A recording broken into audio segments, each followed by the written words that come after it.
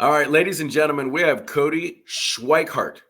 Did I get that right? First time. And we didn't practice. There was no practicing. There was no looking it up. I just spit that right out. All right, folks, I appreciate you jumping on our episode with Kody today. And I'm excited because Kody and I have spoken before. I have gone through a 3-hour session with Kody on a webinar that he put together that was terrific. And we're here talking about life coaching. Everybody in the world now is talking about life coaching. What does it really mean? What applies to some people? What doesn't work for others? So I'm going to let Kody take over here. Kody, tell us a little bit about Discover Your Soul. Yeah, so Discover Your Soul is my LLC. It's the company that I created just a little over a year ago now. It's relatively new, but I've been practicing as a transformational life coach for some time. It's actually been about since 2019 is when I began my training to become a certified transformational life coach. And so, in this career, if you really know what you're doing and you've had some good training, you're more than likely going to take a little bit of time with your part-time job or full-time job and then do coaching on the side, and eventually you'll transition out into full-time coaching to where that's your main source of income, like I've done. So that's what transformational life coaching is, and how long I've been doing it. Understand. And in some of the conversations that we've had, you talked about something right off the bat that I had never heard of before, and that is, and I won't lie to the public, I've got my notes here. Yeah. TRANSCOVERY modality. Explain that a little bit. Yeah, so TRANSCOVERY is a transformational healing modality that Dale Holloway created over 25 years ago.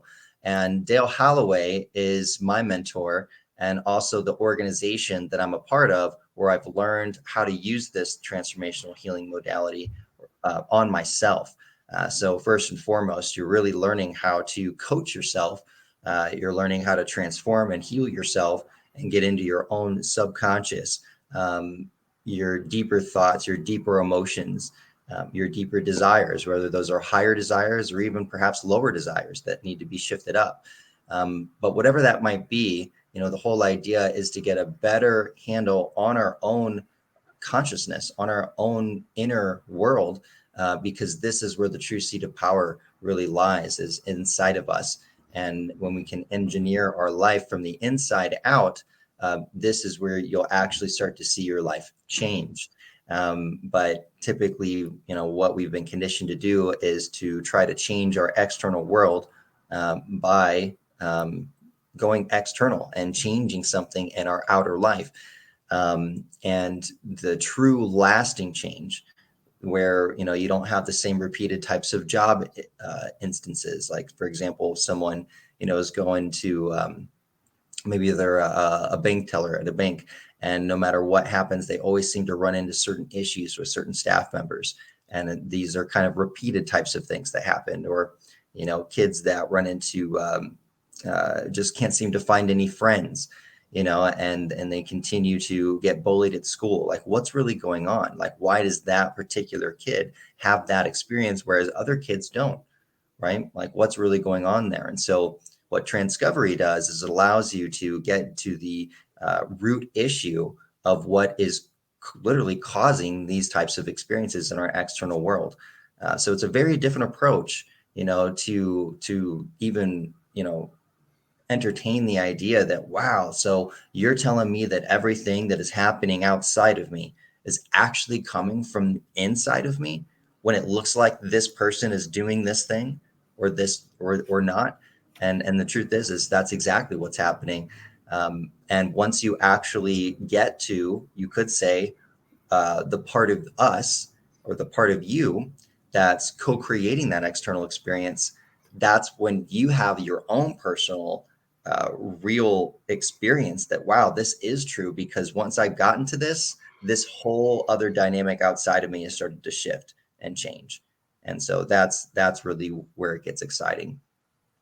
Yeah, I thought so too. And the reason I kind of popped us on dual screen again is I wanted to mention a couple of things that you went over in your webinar, and what's really the correct way to say that? Seminar, webinar. It was Yeah, it was a 3 hour gift. yeah, I Kody, is call what it. it was. Well, thanks. I'm It glad to really hear that. was. I mean, we're aware of thousands upon thousands, tens of thousands of dollars that people pay in Yeah. the coaching arena. The tens of thousands, hundreds of thousands, right? And you asked a question, or you might have made a statement that really, really resonated. You mentioned about getting in touch with your feelings, or I said that wrong. You asked, what relationship do you have with your feelings, which is a little bit different. Yes. We hear that all the time. It's like, hey, get in touch with your feelings, or things around that. But I'd never heard anyone ask, what relationship do you have with your feelings? And that is right in line with what you're saying. What's going on inside your heart, inside your soul at any given time, even subconsciously, might be dictating road rage, might be dictating not, for Mhm. instance, right? Or you're talking about going into a local business or something and always kind of having that same little irritation. Mhm. It does start with us. It does. It really does. People say things like, hey, if you tell yourself you're responsible for everything that happens in your life, things begin to change. That's related, isn't it? Yeah, yeah, because when you're totally responsible over your feeling body, which if you remember, and I'm just going to call it a workshop, um, but or like a little mini seminar, and that's because the real big seminars, that Dale Holloway, does every single month. Those are really where we go deep. And what I'm doing is I'm just basically giving people a sampling of, yes, what it is that I can do as a coach, but also a lead in into a whole body of teachings, surrounding this to help support people and in leveling up some part of their life or some part of themselves. So, but yeah, so in that workshop, we talked about what is the relationship to your feelings. And the theme of this particular workshop, which could be available if somebody wanted to purchase the replay of it, you can do that. But the whole theme of the workshop was about how to apply what it is that we learn, or how to apply what it is that we know, and do the things that we know we ought to do for ourselves. Because so oftentimes we know that we should, do X, Y, Z, or have this habit, or complete this task, and it just kind of gets put off and it gets away from us. And so this whole mini workshop was designed to really illuminate like what is really going on there, like why does this happen for so many people. And when you get down to it, one of those reasons that we highlighted in this particular workshop had to do with getting down to what is the relationship to our feelings. And then I broke that down into different multiple categories as to different examples. Like, okay, do we cover up our feelings? Is this something that we do? And then I highlighted different ways that we can cover up our feelings, such as avoiding conflict because it brings certain feelings up, or stuffing our feelings, and so on and so forth, with different foods or substances or perhaps even work. But all of this starts to really paint a picture, because when these types of things are broken down in a way that you can understand, in a way that just makes sense, where you're now making new connections in your own life on how you're living your life, and it's illuminating your own overall relationship to your feelings. This is where things can really start to shift, because now you're starting to see in this case, your relationship to your own feelings, but you're starting to see something new about yourself and the way that you are with yourself. And once you have that new awareness, once you have that new, illumination, this is what really brings in the opportunity for a new choice to be made. And once that starts to happen, that's where things again can get pretty exciting. I agree. No, I agree with you. And I think a lot of other people that are watching this would agree also. A lot of the things that you're saying resonate with a lot of other teachings, trainings, if I can call it that. It all really Yeah. does get to the same root. And I wanted to bring up something else. And this one really made impact.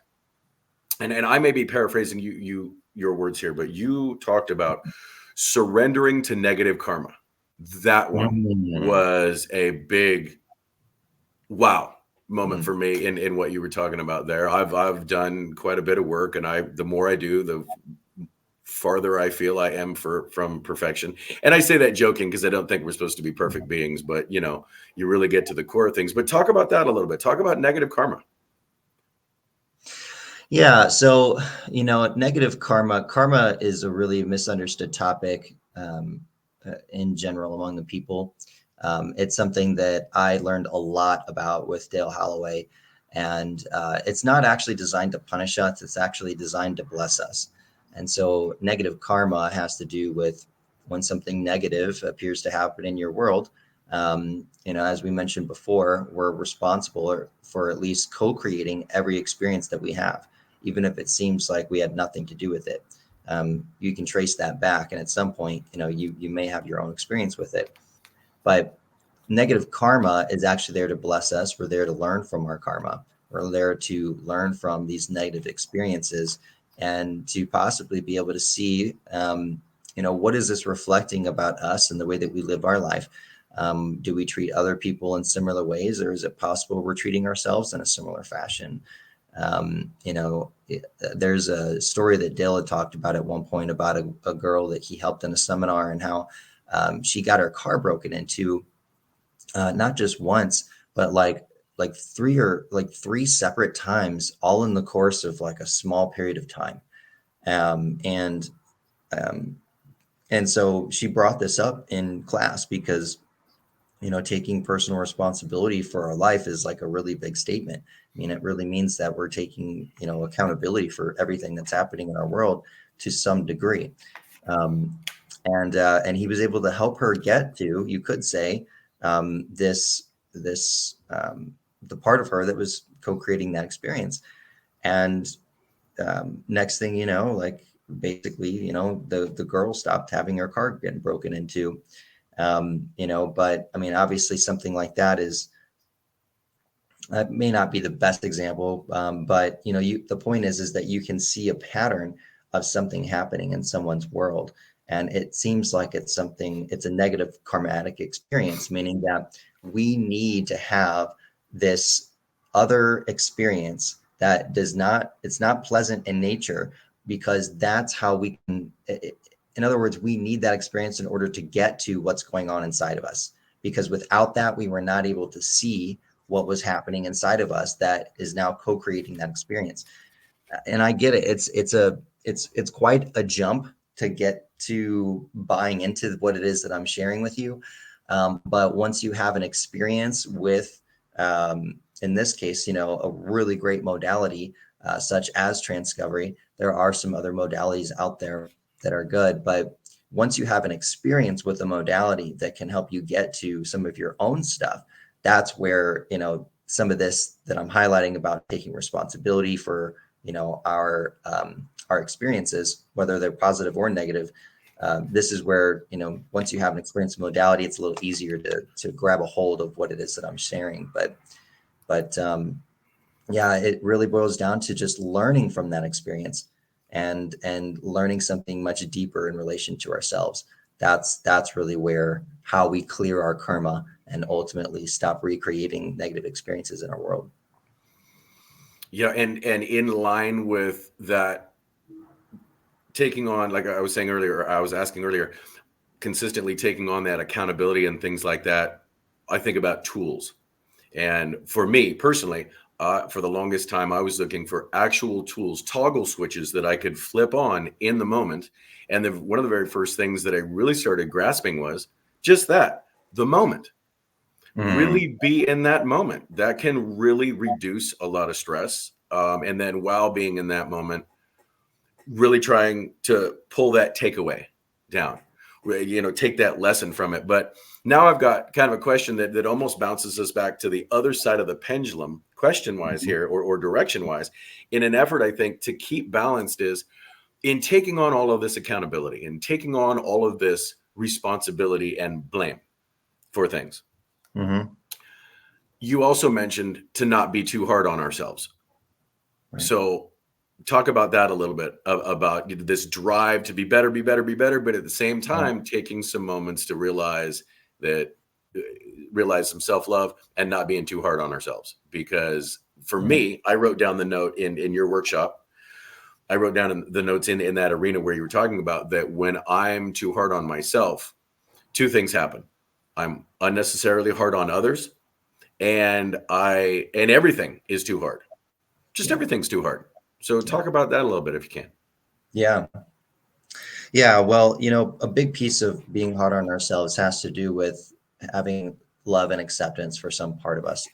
So when we're not showing up in a way that, we're in approval of, or we're not showing up in a way that's good enough for us.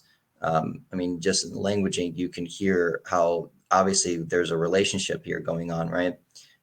Where if I'm not in approval of how I'm showing up, there's basically two me's there, right? And so, what it boils down to is love and acceptance. So, to cultivate more love and acceptance about who we are and how we show up, this has a lot to do with, once again, coming back to our relationship with our feelings. Because if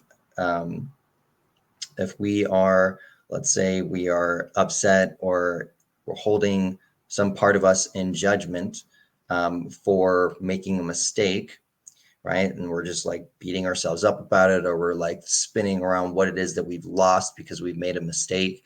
What that does is that's sending another message to this part of us that was involved in making the mistake.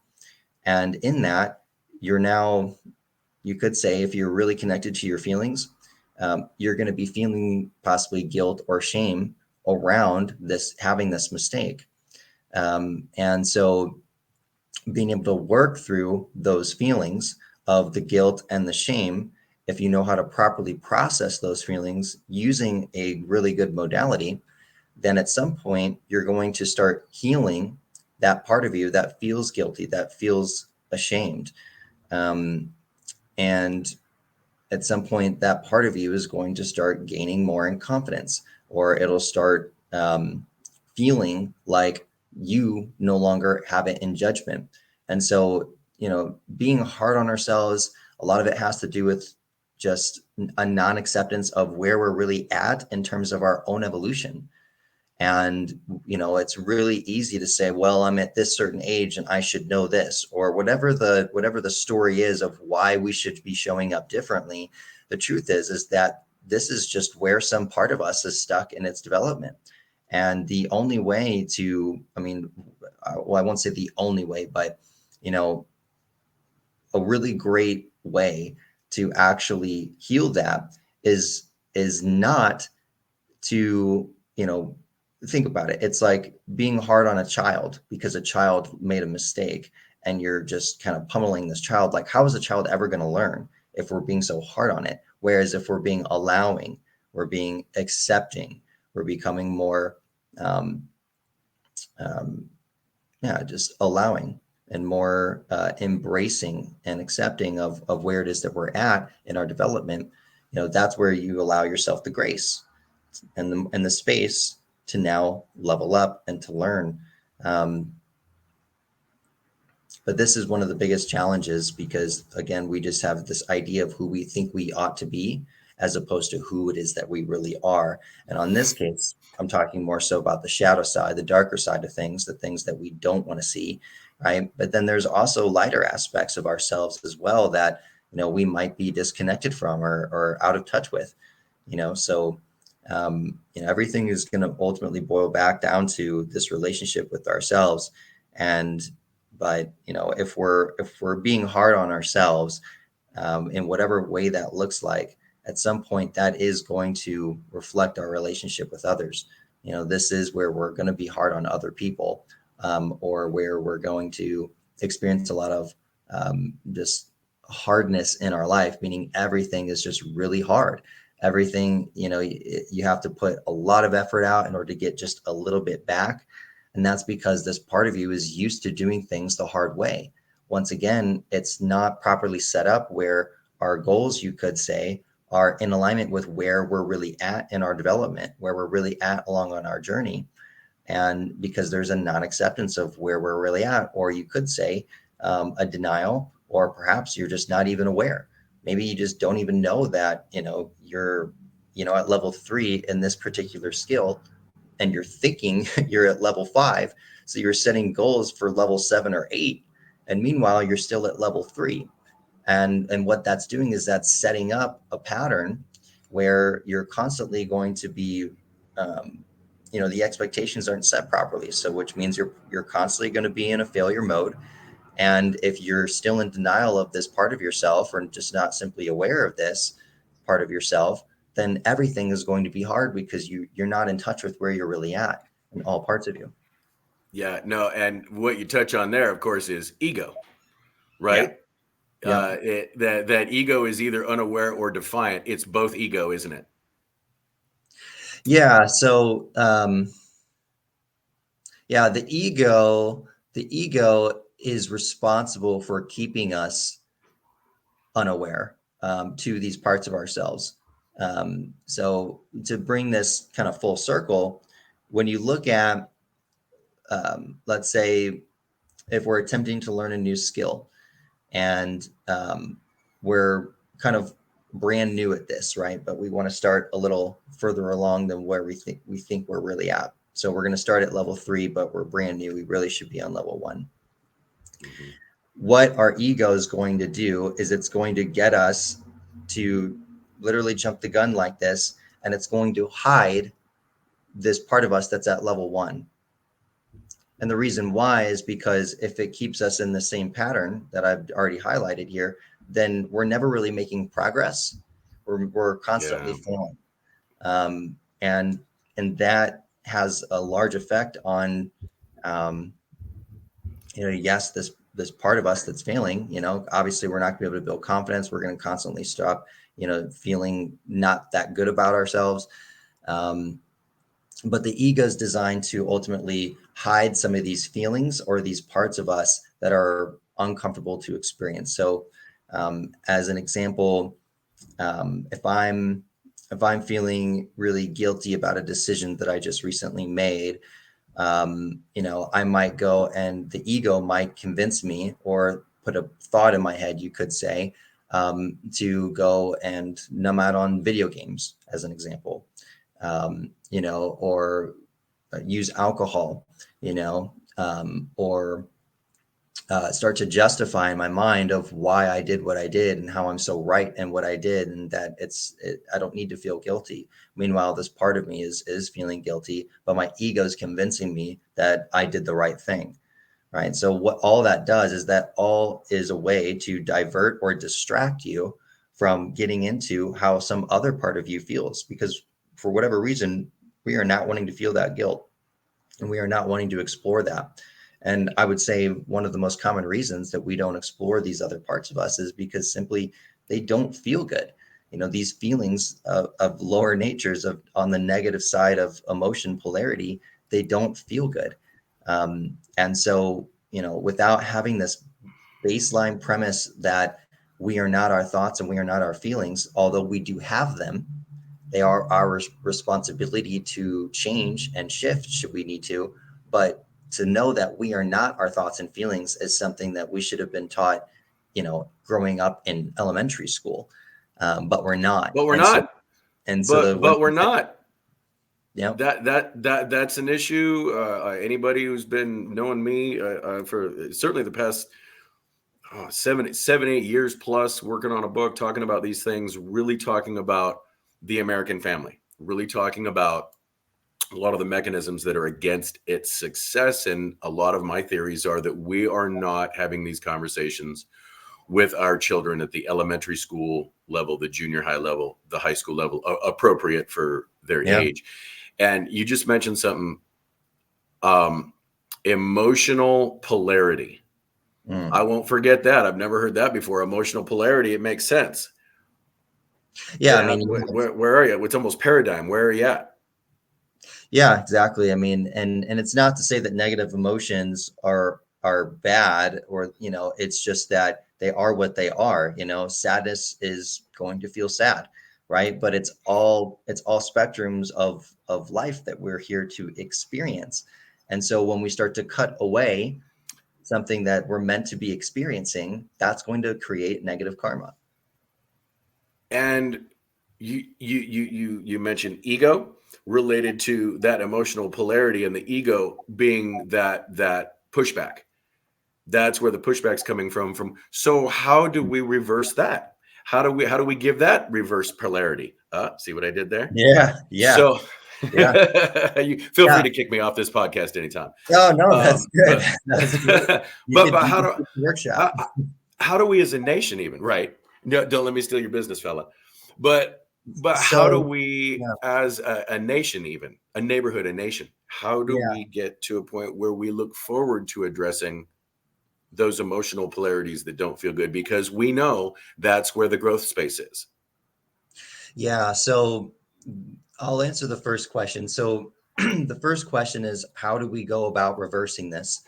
And that it really does boil down to our education. It boils down to getting a really good education on how this works, and then ultimately how to, implement this, how to fix this, how to reverse this. So that's the first step, is that we've got to get the education, because this education was never present for most of us in our lives, unless you've had some really conscious parents and your parents were able to teach you how to have a really great relationship to your feelings. So 9 times out of 10, most people aren't really going to have a healthy relationship to their feelings. Um, and it's no fault to the parent, because they're just learning what their parents taught them and their parents taught them, which is ultimately a result of not having this education in place. So Yeah. that's the first key.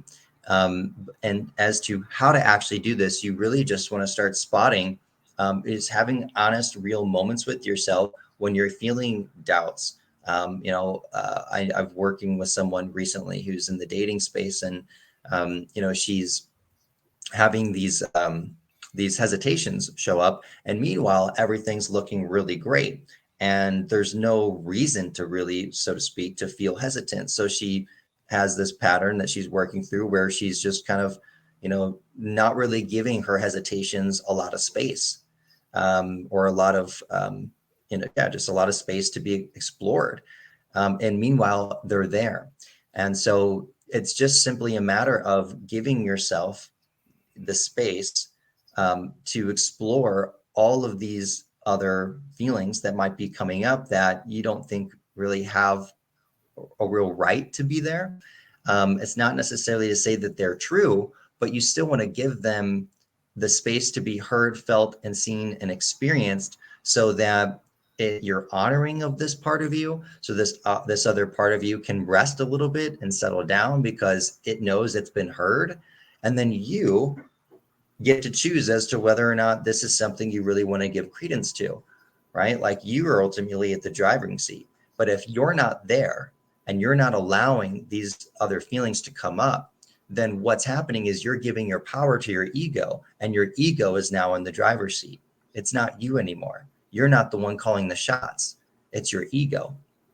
So you want to be able to just, as a starting place, you want to start noticing when you're having negative thoughts and negative feelings, and you want to allow yourself to experience that. And I know that some people are afraid of doing it, because when they do that, they say, well, if I allow myself to go there, I could stay there for 2 days, and so I just don't let myself go there. And Mm-hmm. and that is an issue, right? Like, why do we do this? Why do we stay in these negative places? And that's where having a really great tool that provides good structure for you to explore this in an organized way, so that you don't get lost in it. That's really the power of a really great modality. But one easy way to do this is to just take a pen and paper, and just to start releasing out all of the thoughts that you're having around whatever situation you're having, because what that does is that slows down the process, so that you don't spin out in your feelings, and you don't allow your mind to now dictate and start dramatizing what it is that you're feeling, or exaggerating what you're feeling. Because usually when we're spinning out that way, what's happening is that there's an exaggeration or a blowing up of a feeling, and our mind is basically racing, and our mind is blowing all of this up, and we're totally, just taken by it.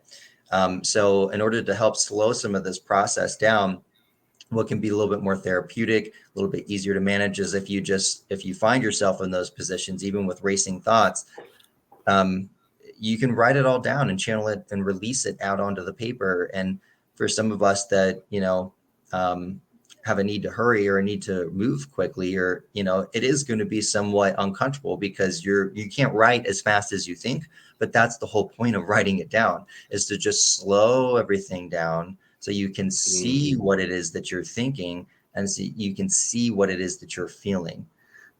That's a really great way to just explore whatever feelings might be coming up around whatever situation that you're currently in. And it also is providing space for you to actually explore it, as opposed to writing it off or not letting yourself go there. So that's one way to how you can simply start to reverse this, but it is as simple as it is. This stuff is super tricky. You're coming up against programming now that you've had, your ways to avoid, your ways to stuff, your ways to power things up, your ways to project your feelings onto other people, whatever it might be. So it is really helpful to have a coach in your corner to help you start to see your own patterning, and you can start to break that down and replace it perhaps with a new practice such as release journaling or using a modality.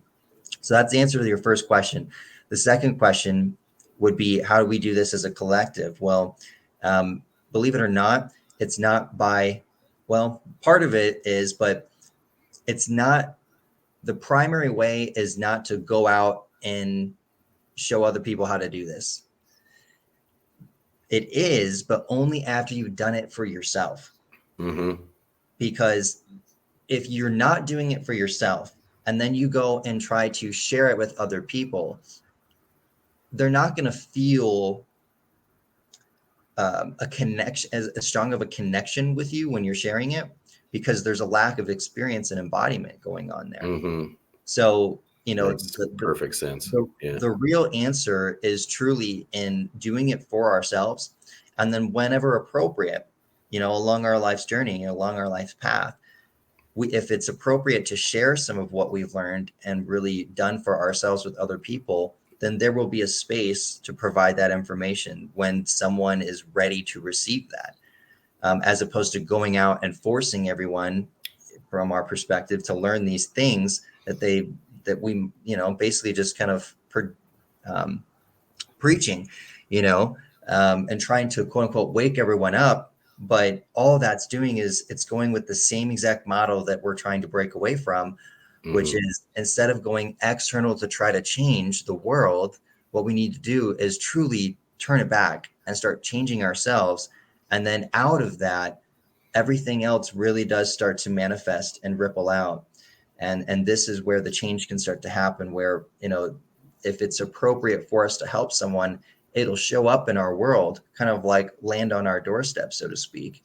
And if you do have, a larger life mission, or your soul has, signed up to really help people in this way, then at some point, maybe you do end up learning how to transcover people professionally and become a certified transformational life coach, or if it's something that really calls to you where you want to make a difference in this way. But the true answer to this, in terms of a neighborhood and things like this, it's all based on the law of reflection, or the law of, I think Dale calls it the law of correspondence, where everything that's happening outside of us is in correspondence to what's happening on the inside. So within, so without. And so when enough of us on an individual level start to really get a handle on our internal world, on our own emotions, thoughts, and feelings, and we're not allowing those to control us anymore, then it's a lot easier for us to not be controlled by something else.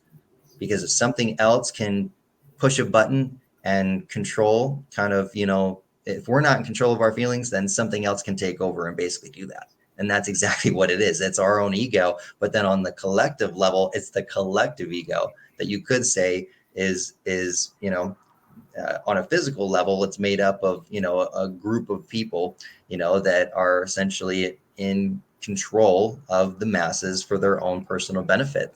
And that is all, that structure can only work if we are not the masters of our own thoughts and feelings and emotions. That's the only way that can work. Because at the end of the day, what those feelings are that we're not getting in touch with, that are on the negative polarity side, they are based in fear. It is a fear-based feeling. Mhm. It's rooted in fear. And so as we start to purge and release on these things, we're at less effect, and we're not able to be easily as manipulated or hurted or so on and so forth. So Oh, that's you really, mentioned it right there. You manipulated and herded, and I don't mean to put my tinfoil hat on yeah. here. However, manipulated and herded by certain institutions, certain industries, and certain individuals with agenda. Absolutely are gaining or exist because of that ability to manipulate. It's like shooting fish in a barrel. The folks that really do understand those modalities to attack.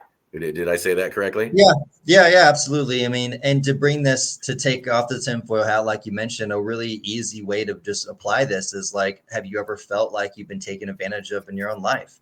You know, have you ever felt like you're in a relationship where somebody's possibly, you know, manipulating you into a certain outcome, and they're not even aware that they're doing it, and yet you're feeling this and you're seeing this? You know, a really great example is just narcissism, or a narcissistic relationship, which is somebody who's just really self-centered. And sometimes, you know, I know in narcissism, the whole idea is that this person is intentionally doing this.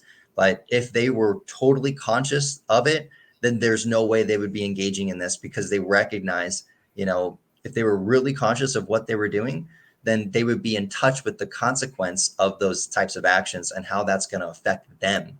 But they're Oh completely out of yeah, touch with that, you as said it is, right there. yeah. So Ego, ego, ego. yeah. So, but you know, it's about ultimately not allowing other things outside of us and our own personal world to knock us off our center.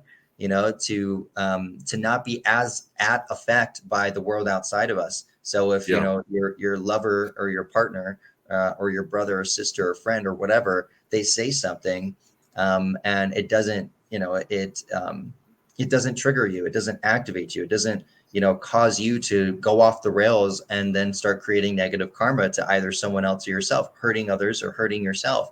You know, like, this is where we want to get to, is where, you know, we're no longer as much at effect as much as affecting and influencing, because we can't control anything, everyone or anything. But what we can do is we can have a healthy control on ourselves and have greater influence as to what's going on outside of us.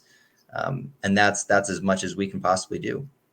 I couldn't agree with you more, and I do. I'll state it until I leave this earth. Is I do think we need to be having these conversations at the appropriate intellectual level with our children at much younger ages than we are now. As a matter of fact, right now it probably doesn't exist, and that's probably why an awful lot of the turmoil we see, a lot of Yeah. the divide, and a lot of that good old fashioned ego is thrown Yep. in there. You mentioned the importance of writing things down. I had never heard. I journal. I try to journal as often as I can, twice a day, to start the day and end the day. And I don't hit it every single day, but I'm pretty good at it. I never really thought about what you said about it slows down that spinning emotion, and it helps to clarify and identify. That will resonate, and I hope it resonates certainly with our audience here watching this recording. Now, I know you've got a workshop coming up here in the next few minutes, so I don't want to take you too long, but you do have a workshop special that I wanted to give you a chance to talk about a little Yeah. bit right now. It's a little bit of a savings on a really incredible training program that's much longer than 3 hours. Yeah. So the workshop that I put on, I'm going to start dialing them back to 2, because I know sometimes 3 hours can be a lot for some people. But I put on at least a monthly workshop where it's virtual, where people can, you know, take advantage of this via Zoom, wherever they are at. So I do this about once a month virtually. I've really gotten excited about doing this in person. That's where a lot more fulfillment is for me. So if you're here in the Las Vegas area, you know, you can reach out to me, Kody at discoveryoursoul.com, and I can give you insights as to or I can give you information as to, you know, how to come to this next event. The next event that I'm doing, the small workshop, it's at a $33 admission price. So it's relatively, you know, affordable for a small 2-hour workshop. And this one is, it's actually going to be a similar one that we just did with you, Jeff, and that's called how to reach for the sky without dropping your pants. And a lot of You it, mentioned that in yeah, the last workshop. How you mentioned that I'm phrase. going to do it How again. how do we do these things without dropping our pants? How do we Yeah. surrender to tremendous education, tremendous lessons without dropping our pants? I thought that was a great analogy. That's got to have some confidence and self-love rooted in there. Yeah. Yeah. Because I mean, if I you're mean, reaching for the sky, your pants better be the right size. Otherwise, you're going to drop your pants. it's a good way um, to think about it. And let yeah. me pop up just a little banner here for the folks, a little visual so they don't have to rush to the audio. And guys, don't hesitate to reach out to Kody at Kody@discoveryoursoul.com, and he's got a couple of different programs. That $33 is about the best $33 I have spent on anything. Yeah. And then Anything. I'm so happy to hear that too. Like, honestly, like that's such a great thing to receive. And so, I do that workshop, and then there's an end of the year event with Dale Holloway. Because part of the reason why I'm doing these workshops is, yes, it'd be wonderful if, like, if whoever's listening to this, if you and I are a good fit to work with one another, that's always a lot of fun to do one-on-one sessions. So, yes, that's part of it, but a bigger part of this mission of doing these workshops is to just introduce people to a set of higher teachings. And these teachings from Dale Holloway are very powerful. They're very impactful. They're potent, especially when you're there in person, or you're attending something live stream. So that's the other part of the mission of this workshop, is to get you access to the source of this information. And then if it feels right, I can help guide you along your journey, using this new education and these new tools that you might have. So I have the workshop on November 16th.